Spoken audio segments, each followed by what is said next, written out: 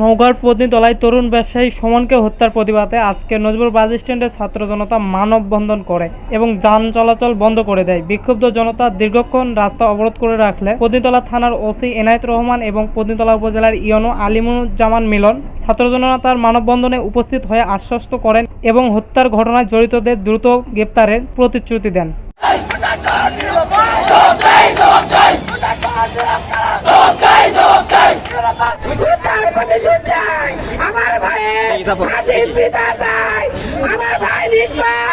আমার ভাই কোনো টাকা পয়সা কোনো কিছু লেনদেন করেনি, সব পরিশোধ করে দিতে উনি